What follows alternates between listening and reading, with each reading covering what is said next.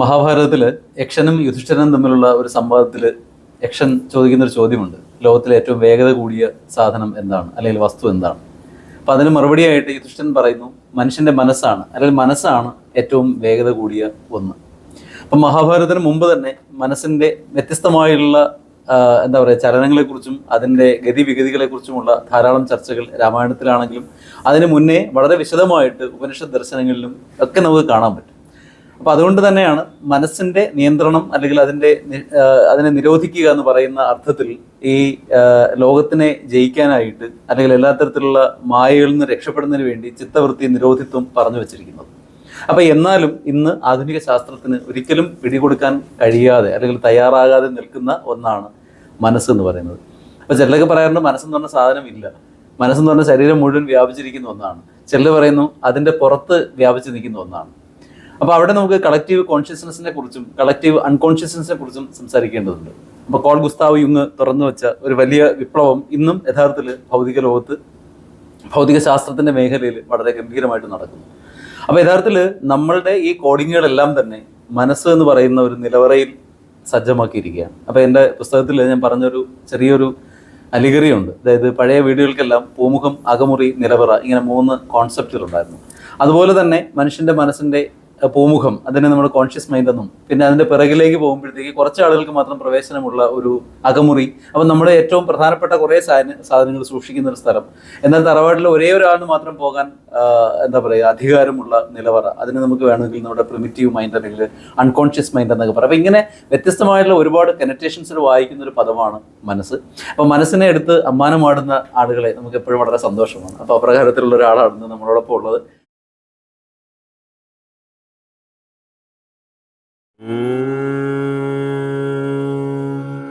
നമഃ ശിവായ.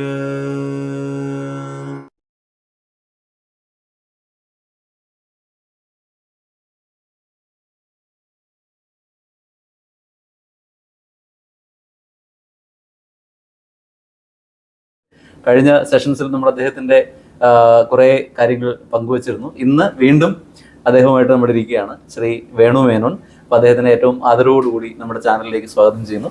സ്വാഗതം, നമസ്തേ. വീണ്ടും കണ്ടതിൽ സന്തോഷം. ഹാപ്പി ആയിരിക്കുന്നല്ലോ? Very happy. കാരണം രാവിലെ മുതൽ വൈകിട്ട് വരയ്ക്കും എനിക്ക് ക്ലയൻസ് ആണ്. അപ്പോൾ ഈ വരുന്ന ക്ലയൻസിനെ എല്ലാം നമ്മൾ ഡീൽ ചെയ്യുമ്പോൾ when they are getting some kind of relief, അവർക്ക് എന്തെങ്കിലും ഗുണങ്ങൾ കിട്ടുമ്പോൾ അത് എനിക്ക് വളരെ സന്തോഷം തരുന്ന ഒരു കാര്യമാണ്. So I am very happy all the time. രാവിലെ 7:30 തുടങ്ങി നൈറ്റ് ഒരു 9 o'clock വരേക്കും ക്ലയൻസ് വരുന്നു പോകുന്നു. So I am very happy. Okay. ഈ മനുഷ്യ മനസ്സിനെ എന്താ പറയുക അമ്മാനമാടുക എന്ന് പറഞ്ഞിട്ട് നമ്മൾ ഡോക്ടർ സണ്ണി എന്നൊരു ക്യാരക്ടർ നമ്മൾ സാധാരണയായിട്ട് പറയുന്നുണ്ട്. പക്ഷേ ആധുനിക മനഃശാസ്ത്രം എന്ന് പറയുന്നത് ഈ അതിൽ വരുന്ന മനഃശാസ്ത്രന്മാരെ കാണുമ്പോൾ തന്നെ നമുക്കൊരു തോന്നലുണ്ട്, അവർക്ക് എന്തോ കുഴപ്പമുണ്ട്, ഇന്നസെന്റ് പറയാൻ എന്തോ കുഴപ്പമുണ്ട് എന്ന് പറയുന്നത്. അതെന്റെ ഭാര്യ എപ്പോഴും എന്നോട് പറയണത്. ഓക്കെ. അപ്പോൾ നമുക്കിന്ന് ആ മനസ്സിൻ്റെ കുറച്ച് തലങ്ങളിലേക്ക്, അതിൻ്റെ കുറച്ച് രഹസ്യാത്മകതകളിലേക്ക്, അതിൻ്റെതായ കുറേ സങ്കീർണതകളിലേക്ക് നമുക്കൊന്ന് യാത്ര ചെയ്യാം. അപ്പോൾ ഞാൻ ഈ പറഞ്ഞൊരു എക്സാമ്പിൾ എനിക്ക് തോന്നുന്നു വളരെ പെട്ടെന്ന് കണക്റ്റഡ് ആകുന്നതിന് വേണ്ടി ഞാൻ പറഞ്ഞതാണ്. അപ്പോൾ നോർമലായിട്ടുള്ള മെമ്മറീസ് വന്ന് നിൽക്കുന്ന നമ്മളിപ്പോൾ പറയുന്ന സാർ എന്നോട് പറഞ്ഞ ഒരു വിഷയം എന്ന് പറഞ്ഞാൽ conscious mind, sub conscious mind, unconscious mind. ഈ അൺകോൺഷ്യസ് മൈൻഡിനെ കുറിച്ച് വളരെയധികം ഒന്നും ആരും സംസാരിച്ച് ഞാൻ കേട്ടിട്ടില്ല. But this unconscious mind is creating a lot of problems with a conflict between conscious mind and unconscious mind. ഇതാരും അധികം പറഞ്ഞ് ഞാൻ കേട്ടിട്ടില്ല.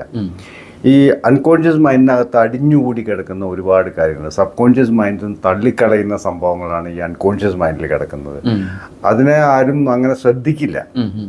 പക്ഷേ ഈ അൺകോൺഷ്യസ് മൈൻഡിലെ സാധനങ്ങളാണ് നമ്മുടെ കോൺഷ്യസ് മൈൻഡുമായി കോൺഫ്ലിക്റ്റ് ഉണ്ടാക്കി ഒരുപാട് മാനസിക രോഗങ്ങൾ ഉണ്ടാക്കുന്നുണ്ട്.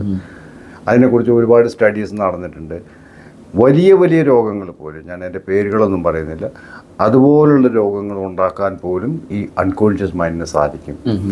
കാരണം നമ്മുടെ കോൺഷ്യസ് മൈൻഡിന് നമ്മൾ അടിച്ചമർത്തി വെച്ചിട്ടുള്ള സാധനങ്ങൾ നമ്മുടെ സബ് കോൺഷ്യസ് മൈൻഡിലേക്ക് പോയി അവിടെയും അതിന് യാതൊരു രക്ഷയില്ലാതെ നമ്മളാണ് ഈ അൺകോൺഷ്യസ് മൈൻഡിലേക്ക് തള്ളിവിടുന്നത്. അപ്പോൾ ഈ അൺകോൺഷ്യസ് മൈൻഡിൽ കിടക്കുന്ന സാധനങ്ങൾ കോൺഷ്യസ് മൈൻഡുമായിട്ട് കോൺഫ്ലിക്റ്റ് ഉണ്ടാക്കാനുള്ള സാധ്യത വളരെയധികമുണ്ട്. ഒരുപാട് ചിത്തഭ്രമ കേസുകൾ, അഥവാ എന്താ പറയുക ഈ ബാധ എന്നൊക്കെ പറഞ്ഞു വരുന്ന കേസുകളിൽ ഞാൻ റിയാലിറ്റിയിൽ കണ്ടിട്ടുണ്ടത്.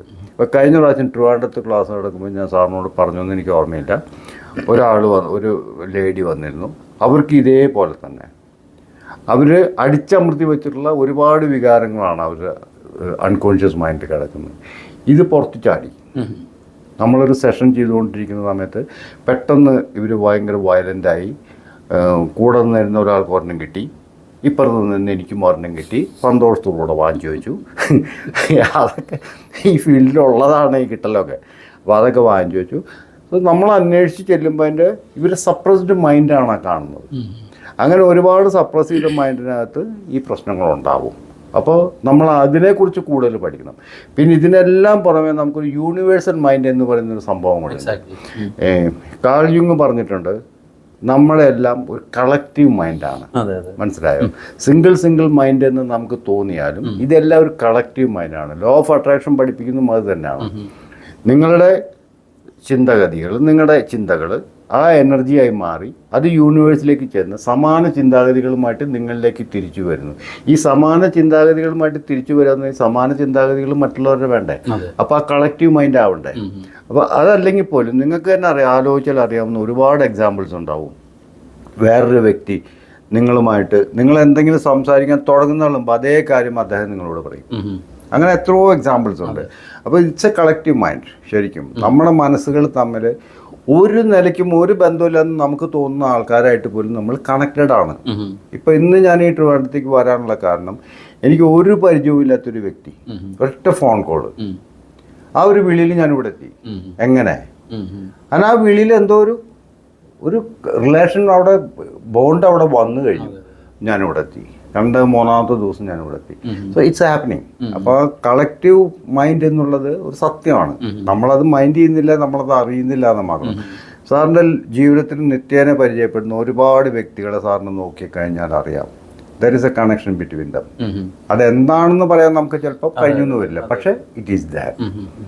നമുക്ക് വേണമെങ്കിൽ അതിനെ ബോധവുമായിട്ട് കണക്ട് ചെയ്യാം.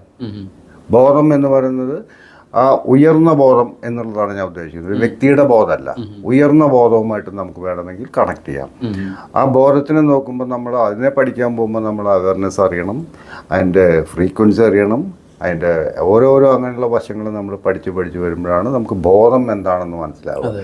ഇന്നിപ്പോൾ മെറ്റാഫിസിക്സോ അതല്ലെങ്കിൽ എന്താ പറയുക, മറ്റേ കഴിഞ്ഞ പ്രാവശ്യം അവാർഡ് കിട്ടിയിട്ടുള്ള ഇത്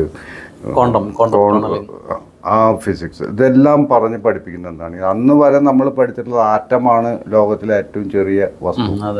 നമ്മൾ എങ്ങനെ നോക്കിയാലും ആറ്റം കഴിഞ്ഞിട്ട് ബാക്കിയുള്ള ഒന്നുമില്ല. പിന്നെ അതാണ് ഏറ്റവും ചെറിയ വസ്തുവായിട്ട് നമ്മൾ കണ്ടിട്ടുള്ളത്.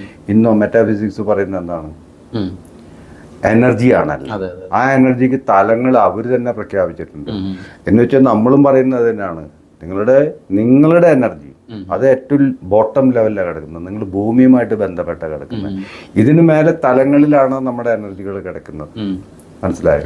അപ്പം നമ്മൾ പുരാണങ്ങളിൽ പറയുന്ന ഏറ്റവും ഇതായിട്ടുള്ള പരമപദം എന്ന് നമ്മൾ ഉദ്ദേശിക്കുന്ന സാധനം, അതാണ് ഇവർ പറഞ്ഞ ശുദ്ധബോധം. മനസ്സിലായോ? So everything is connected. പിന്നെ ഇംഗ്ലീഷുകാരൻ പറഞ്ഞാലേ നമ്മൾ വിശ്വസിക്കുള്ളൂ, നമ്മുടെ പുരാണങ്ങൾ പറഞ്ഞാൽ നമ്മൾ വിശ്വസിക്കില്ല. അത്രേ ഉള്ളതിൽ കാര്യം. Everything is connected. മനസ്സിലായോ? ഇപ്പോൾ വരുന്ന ആ വാക്ക് ഉപയോഗിക്കാൻ പാടില്ല, ക്ലയൻസിനാണെങ്കിലും എൻ്റെ അടുത്ത് വരുമ്പോൾ ആ ഒരു കണക്ഷൻ, ആ ഒരു ബോണ്ട് എനിക്ക് ഉണ്ടാവണം. എങ്കിൽ മാത്രമേ അവരുടെ പ്രശ്നത്തിനെ എനിക്ക് മനസ്സിലാക്കാനും പൂർണ്ണമായിട്ടും അതിനെ ഉൾക്കൊള്ളാനും അതിന് വേണ്ട റെമഡീസ് കണ്ടെത്താനും സാധിക്കുകയുള്ളൂ. So the collective mind is there again working. മനസ്സിലായോ? ഇപ്പോൾ ഒരു പേഷ്യൻ്റ് വരുന്നു, ഒരു ക്ലയൻറ്റ് വരുന്നു എൻ്റെ മുമ്പിൽ, അയാൾ പറയുന്ന പ്രശ്നം എന്താണെന്ന് മനസ്സിലാക്കണം എന്നുണ്ടെങ്കിൽ ഞാനും അയാളുമായിട്ടൊരു താരതമ്യം പ്രാപിക്കണം. എങ്കിൽ മാത്രമേ അത് നടക്കൂ. ഇപ്പം ഇന്ന് മോർണിംഗിൽ എനിക്ക് 7:30 എനിക്കൊരു ക്ലയൻറ്റ് വന്നു. ആ ക്ലയൻറ്റ് പറയുന്നത് അയാൾക്ക് ഇമോഷൻസ് ഇല്ല. മനസ്സിലായോ? ആ ഇമോഷൻസ് ഇല്ല എന്ന് നമ്മൾ പറയുമ്പോൾ ഇയാളുടെ ഇമോഷൻസിന് എവിടെ പോയി? ഇയാളുടെ ഇമോഷൻസ്, എല്ലാ ഹ്യൂമൻ ബീയിങ്ങിന് ഇമോഷൻസ് ഉണ്ടാവില്ലേ?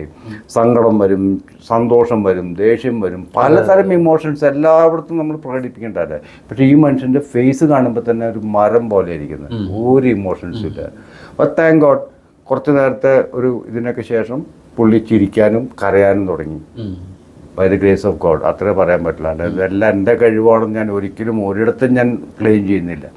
മേലെ നിന്ന് തരുന്ന ഒരു ഇതുകൊണ്ട് ഞാൻ പറഞ്ഞതെന്നാണെങ്കിൽ ആ പുള്ളി ഞാനുമായിട്ടൊരു ബോണ്ട് വന്നെങ്കിൽ മാത്രമേ ഇത് സംഭവിക്കുകയുള്ളൂ, അത് സംഭവിക്കില്ല. അപ്പം കളക്റ്റീവ് മൈൻഡിൽ നമ്മൾ ആദ്യം പറഞ്ഞ ആ ടോപ്പിക്ക് നമ്മൾ എല്ലായിടത്തേക്കും ബാധകമായിട്ട് വരികയാണ്. മനസ്സിലായോ? എത്രയോ ക്ലയൻസ് ഇതുപോലെ വരുന്നു. ഇപ്പം ഈ എന്നെ വിളിച്ചിവിടെ വരുത്തിയ പാർട്ടി പോലും ഞാനുമായിട്ട് ഒരു ബന്ധമില്ല, ഇദ്ദേഹത്തെ ഞാൻ കണ്ടിട്ടുമില്ല കേട്ടിട്ടുമില്ല ഒന്നുമില്ല. പക്ഷെ അങ്ങനത്തെ ഒരു വിളിയിലൊരു ബോണ്ട് ഉണ്ടായി. അവിടെ എങ്ങനെ ഉണ്ടായെന്ന് ചോദിച്ചാൽ എനിക്കറിയില്ല. ഞാൻ ഇവിടെ വന്നു, ഇപ്പോൾ സാറിനെ കാണാനുള്ള ഭാഗ്യം കിട്ടി. അങ്ങനെയുള്ള ഒരുപാട് കാര്യങ്ങൾ നമ്മുടെ ലൈഫിൽ നിത്യേന സംഭവിക്കുന്ന കാര്യങ്ങളെ കുറിച്ചാണ് ഞാൻ പറയുന്നത്. പിന്നെ ഇതിനൊക്കെ നമ്മളതിൻ്റെ പുറകിലേക്ക് നമ്മൾ പോയി കഴിയുമ്പോൾ ഹിപ്നോ തെറാപ്പിന്നോ അല്ലെങ്കിൽ സിൽവർ മെഡിറ്റേഷൻ മെത്തേഡ് എന്നൊക്കെ പറഞ്ഞ് നമുക്ക് ഒരുപാട് പോകാൻ പറ്റും. ഇപ്പോൾ ഹിപ്നോ തെറാപ്പി എന്ന് പറഞ്ഞു കഴിയുമ്പോൾ തന്നെ ഇത് പണ്ട് എന്നോട് ഒരു കഴിഞ്ഞ പ്രാവശ്യം ഒരാൾ ചോദിച്ചിരുന്നു എന്നോട്, ഈ മെസ്മറിസും ഇതുമായിട്ട് എന്താ ബന്ധം? അതിലോട്ട് വരാം നമുക്ക്. അപ്പം മുമ്പ് ഈ ജസ്റ്റ് ഇപ്പോൾ നമ്മൾ മൈൻഡിനെ കുറിച്ച് പറഞ്ഞു. അപ്പോൾ കഴിഞ്ഞ ഇതിലും നമ്മുടെ സെഷനിലും നമ്മൾ പറഞ്ഞു വന്നതാണ് വാട്ട് ഈസ് മൈൻഡ് എന്നുള്ളൊരു ക്വസ്റ്റ്യൻ. അപ്പോൾ അത് ഇപ്പോൾ ലേറ്റസ്റ്റ് ആയിട്ട് വന്ന ഈ നോയിറ്റിക് സയൻസ് എന്ന് പറഞ്ഞിട്ടൊരു ശാസ്ത്രശാഖയുണ്ട്. അപ്പോൾ അതിനകത്ത് ഒരു ബോധത്തെക്കുറിച്ചാണ് കൂടുതലായിട്ട് സംസാരിക്കുന്നത്. അപ്പോൾ ബോധം എന്ന് പറയുന്നത് അവർ പറയുന്നത് ശരിക്കും ഭാരതീയ ഇതിൽ പറയുന്നത് തന്നെയാണ്. കാരണം ഈ പ്രപഞ്ചം മുഴുവൻ വ്യാപിച്ചിരിക്കുന്ന, അപ്പോൾ ഈ ബ്രെയിനകത്താണ് ബോധം എന്നൊരു ലിമിറ്റഡ് ഒരു കാഴ്ചപ്പാടിലാണ് നമ്മൾ മുമ്പിലോട്ട് പോകുന്നത്. പക്ഷെ അതൊരു വ്യക്തിയുടെ ബോധമാണ്. അതെ അതെ. പക്ഷെ ആ ബോധം പോലും അത് ബ്രെയിനിൽ മാത്രമല്ല എന്നാണ്. അതിങ്ങനെ പുറന്ന് കിടക്കുന്നു. ഈ ബ്രെയിൻ അത് റിസീവ് ചെയ്യുന്ന ഒരു റിസപ്റ്റർ മാത്രമാണ്. സാറ് മെൻഷൻ ചെയ്ത മനസ്സ്, ഈ മനസ്സ് എവിടാന്ന് ഇന്നും ഒരു സയന്റിസ്റ്റുകൾക്ക് കണ്ടുപിടിക്കാൻ സാധിച്ചിട്ടില്ല. കാരണം ശരീരത്തിൽ ഒരു ഭാഗത്തും ഇങ്ങനൊരു സംഭവം ഇല്ല. മനസ്സിലായോ?